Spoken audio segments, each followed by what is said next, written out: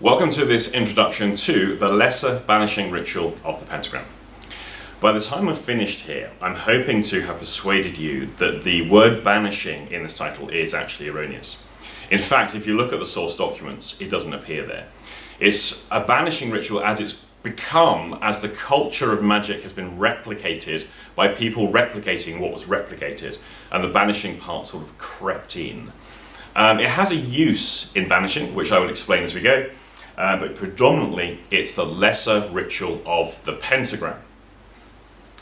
Now, Crowley suggested that this is a daily practice, lifelong, not just once a day until you understand it, and I echo that. I'm a psychotherapist. I lecture internationally in varying aspects of psychotherapy. I design treatment interventions and treatment protocols. Now, one of the things I know from psychotherapeutic practice is the disciplined mind is much easier to work with than an undisciplined mind. The lesser ritual of the pentagram is a fantastic way of both disciplining the mind, but also introducing in magical concepts and enhancing those facilities, those faculties that we would call upon in magical practice. And it's a way of developing those things. This is a standard integral practice. Classically, it is performed at the beginning, the opening of a ritual, and it's the last thing, it is the closing of the ritual. It is generally thought of as clearing the space, so you can do the ritual, and then you clear the space afterwards to banish away anything that's left behind from the ritual. And I will explain a little bit more about that and why I challenge that notion as we go. So, what I'm going to recommend you do is keep an open mind until you get all the way through this program. The problem with magical practice, such as this one, is it looks a bit strange. When you go to do it, it feels a bit strange. There's the issue of the privacy. Where do I do this without my wife, my parents, my dog, my neighbors thinking I've gone crazy? How do I introduce this into my daily practice? That is always the challenge for every magician.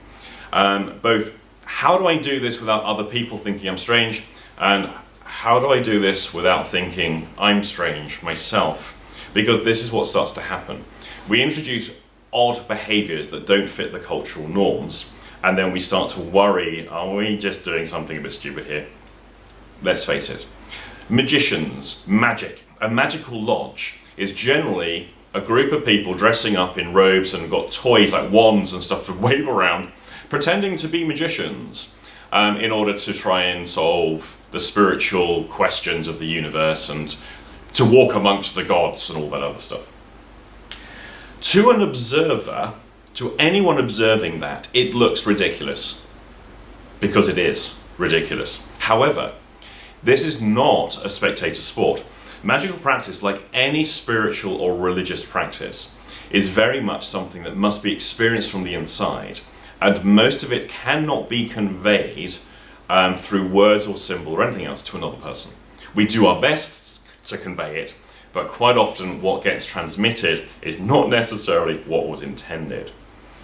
So for those of you that are caught in that difficulty, that you don't have a venue that you can use, you have people that you live with that might think you're crazy, so your family going, what's happened? He's gone on Udemy and he's got this course and he seems to have lost his mind. You may want to do this inwardly and silently. My recommendation to you is, as much as possible, go through the speaking parts, at least say them even if you whisper them, and also go through the gesturing parts that we're going to do as a way of learning the practice. And then later on, I'm going to show you how to do this as a meditational practice. So I think that really concludes this part. The actual ritual is going to be contained somewhere amongst these videos. And so I will see you in the next video.